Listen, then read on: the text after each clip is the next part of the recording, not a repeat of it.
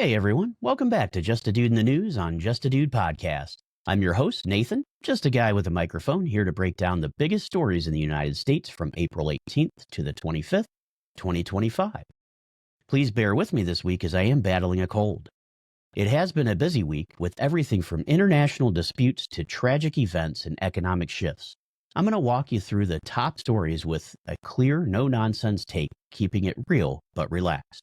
So settle in with your coffee or whatever keeps you going, and let's dive into what's been happening. A quick thanks to all of you for tuning in, whether you're listening at home, on your commute, or maybe in the gym. You're what makes this show happen. If you're enjoying it, please hit that subscribe button, leave a review, or share it with a friend. All right, let's get into it. Here's what's been making headlines across the country this week. First up, we've got a complex situation involving Kilmar Abrego Garcia, who's currently imprisoned in El Salvador.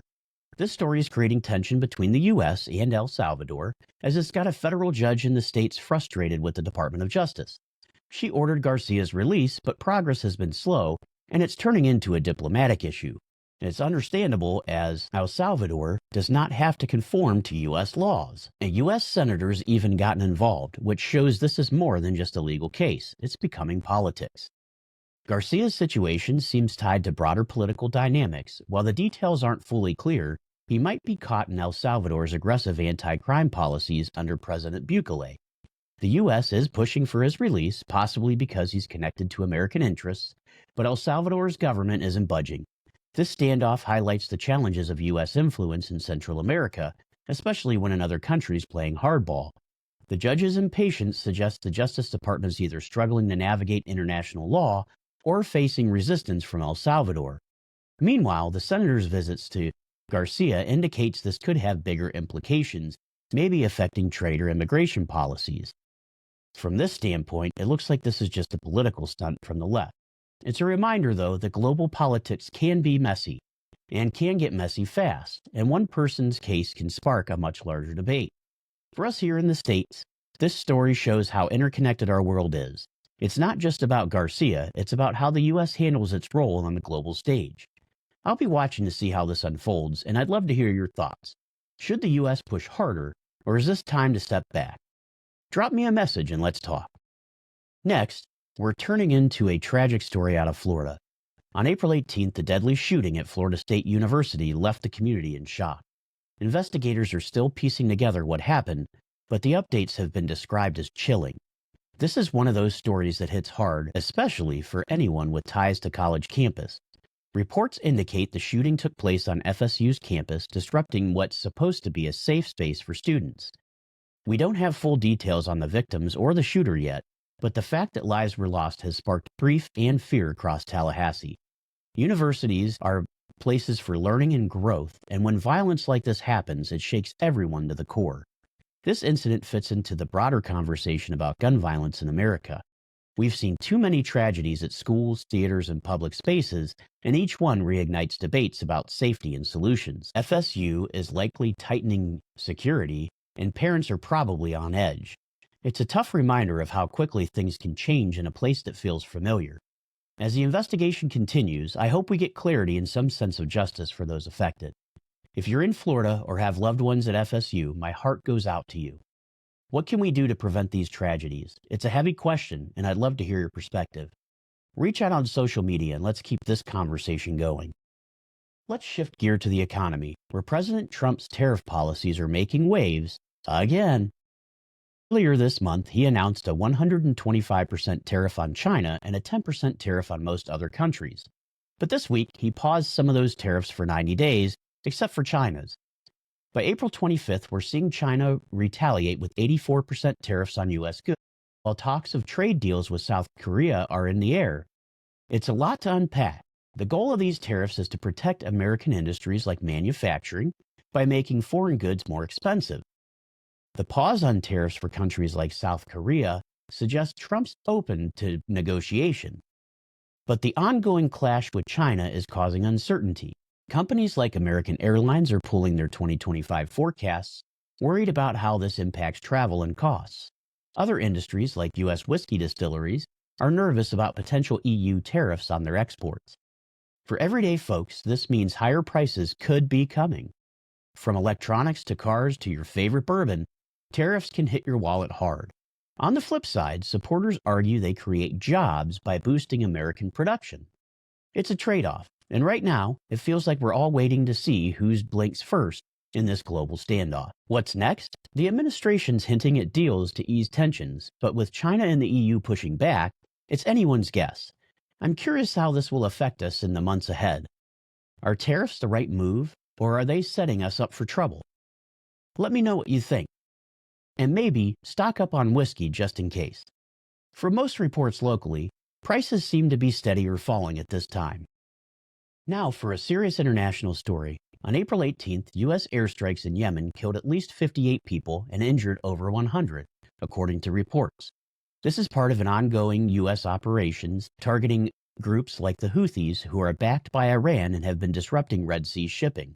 It's a stark reminder of the human toll in these conflicts. The airstrikes were likely aimed at Houthi military targets, but the high casualty numbers raise questions about precision and civilian impact.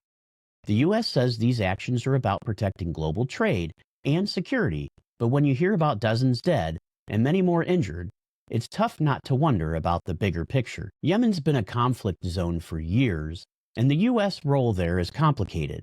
This story is getting attention alongside other global conflicts, which shows how interconnected these issues really are. The Houthis' attacks on shipping affect everything from oil prices to consumer goods, so there's a reason the U.S. is involved.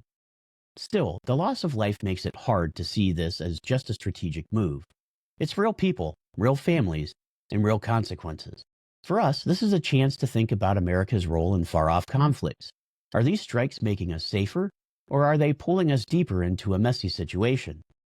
I don't have all the answers, but I'd love to hear your take.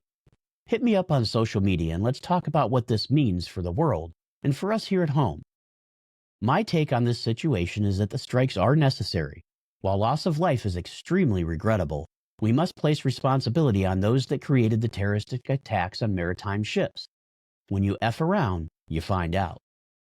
All right. Let's lighten things up with a story that's got nature lovers buzzing. Parts of the Midwest are seeing a rare double emergence of cicada broods, a phenomenon that hasn't happened in over 200 years. These noisy critters are crawling out of the ground in states like Illinois and Iowa, and it's turning into a natural spectacle. Cicadas spend years underground before emerging to sing, mate, and then disappear.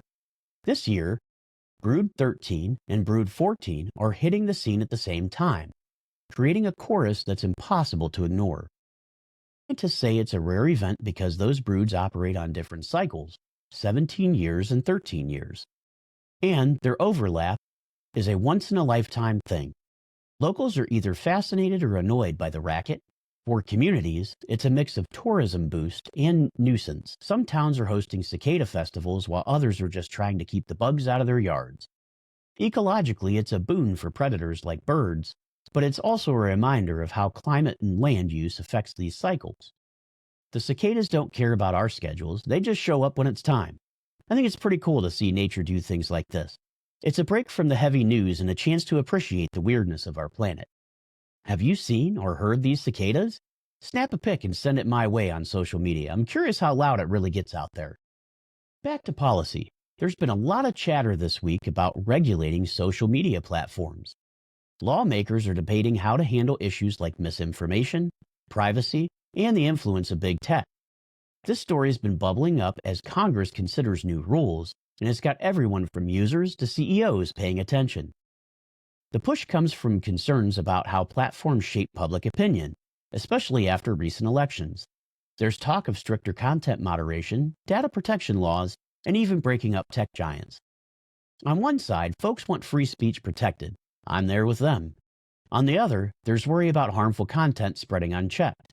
It's a tightrope, and no one's sure where it'll land. For users like us, this could change how we interact online. Maybe it's safer platform, maybe it's more restrictions. Small businesses that rely on social media ads are also watching closely, as new rules could hit their bottom line. The tech industry is lobbying hard, so this debate's far from over. I'm curious what you think about this. Should the government step in, or is it better to let platforms figure it out on their own? Social media is a huge part of our lives, so these decisions do matter. Share your thoughts, and let's see where this goes. From my point of view, any regulations regarding free speech on social media should not be allowed, as it is a direct infringement on the First Amendment here in the United States. Privacy and data security is different, and they should aim to protect our privacy and data. Well, weather's been making headlines this week again. The severe storms tearing through the South this week, tornadoes, flooding, and high winds have hit states like Alabama and Georgia, causing damage and disrupting lives. This story is a reminder of how powerful nature can be. Reports from April 20th show multiple tornadoes touching down, with homes destroyed and power outages affecting thousands. Emergency crews are working overtime, and communities are rallying to help those impacted. The National Weather Service has been issuing warnings, but these storms came fast and hard. Climate experts say we're seeing more intense weather due to changing patterns, while others say we've seen these patterns before, which makes preparation tougher though.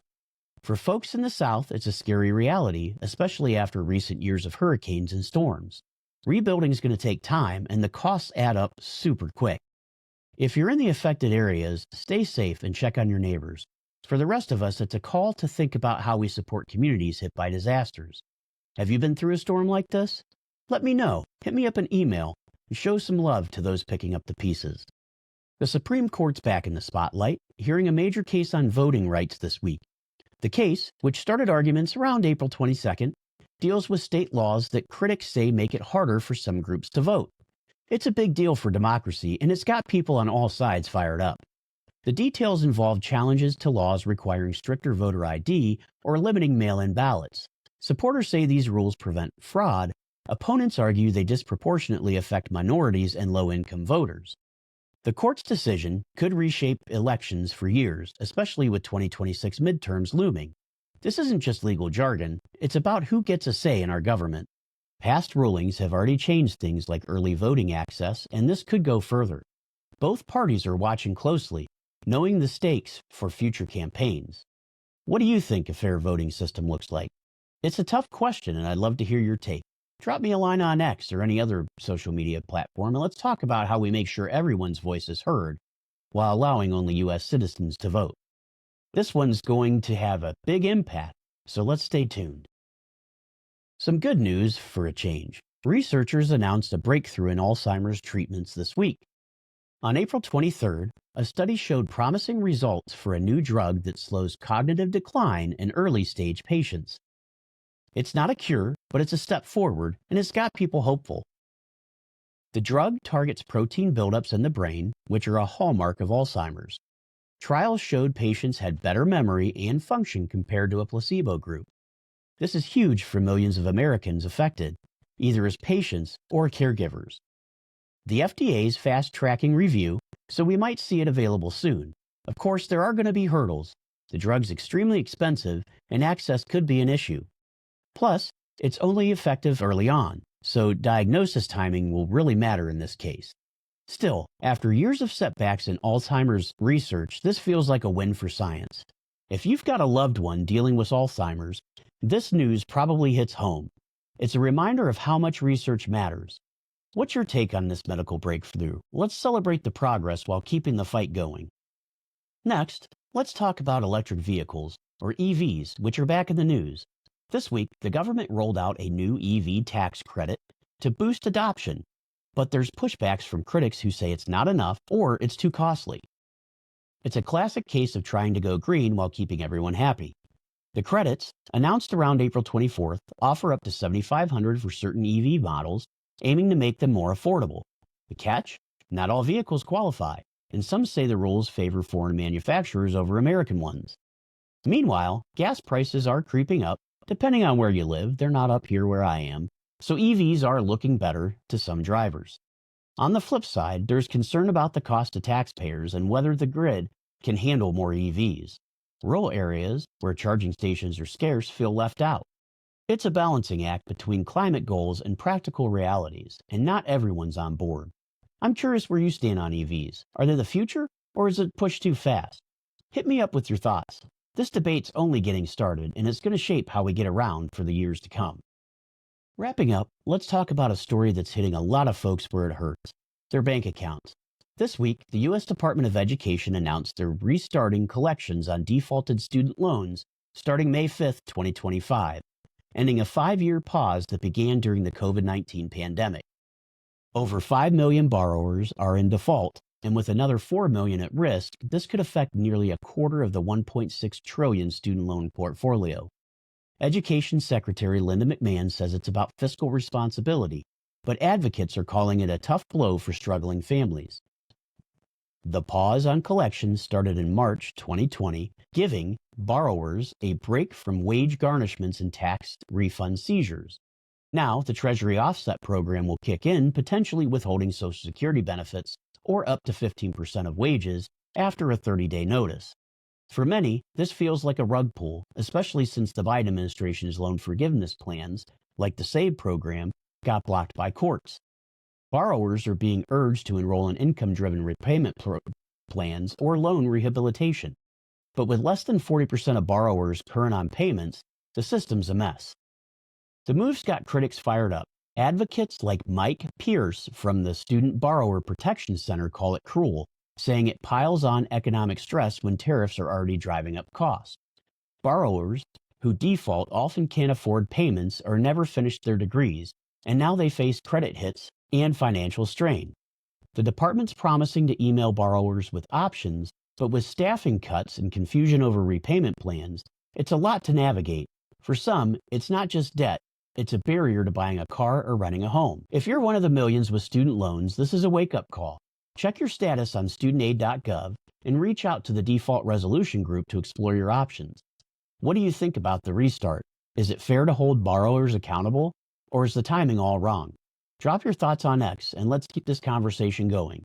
This one's personal for a lot of us, so stay informed and stay proactive. In the end, though, when we signed those promissory notes, we did say we would pay back the money we borrowed. So therefore, if we've defaulted, it's kind of on us to pay those loans back.